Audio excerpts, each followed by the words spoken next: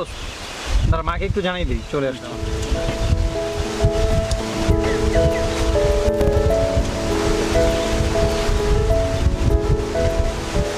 Hello মা, হ্যাঁ আমি তো চলে আসছি।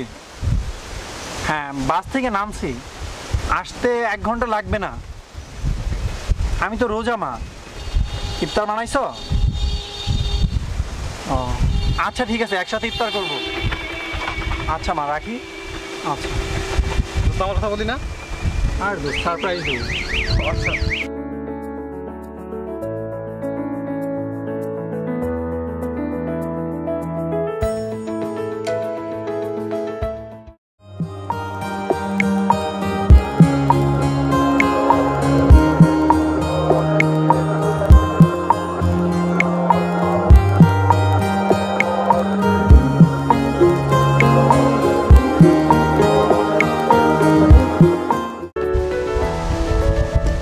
চাচা একটু জোরে চালান না, ইফতার টাইম তো হয়ে যাচ্ছে। বাবা রোজা রাখছে তো বল পায় না। আর আজব তো, আপনি রোজা রাখছেন আপনার নিজের জন্য, আপনার জন্য কি আমরা রাস্তায় ইফতার করবো নাকি? আচ্ছা বাদ দে না। আরে তুই এদের চিনিস না, খুব খারাপ এরা। আরে না, দেখছিস না রোজা রাখছে।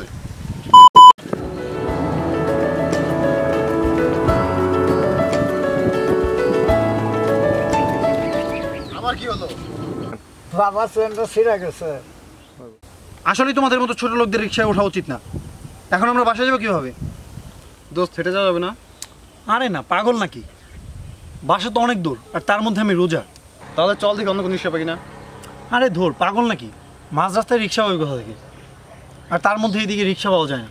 আরে চল দেখি, চেষ্টা করতে দোষ কি? হ্যাঁ আপনি যদি বাবা গাড়ি পান চলে যান, আমি দেখি মেকা পাইনি। আরে চলে তো যাবোই, কিন্তু ভাড়া তুমি 1 টাকাও পাবো না। নাহলে আমার তো বাবা গাড়ি তাই না নেওয়া সারা পথ নাই।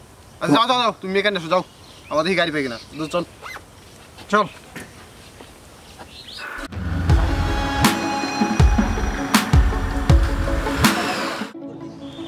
দোস্ত ইফতার টাইম তো হয়ে গেল, এখন কি করবি? আজকে রিক্সাওয়ালার মাইক দিব।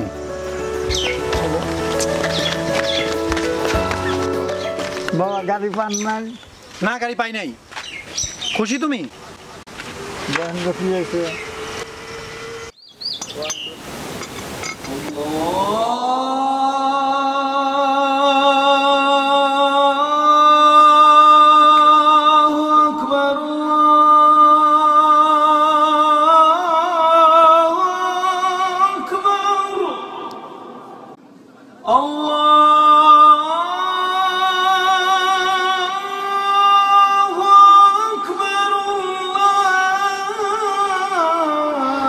দোস্ত আরাম তো দেখলো, ইফতার করবি কিভাবে? আর ইফতার, আজকে ইফতার তো হয়েছে। বাবা আদান যদি সে ইফতারি করবেন না?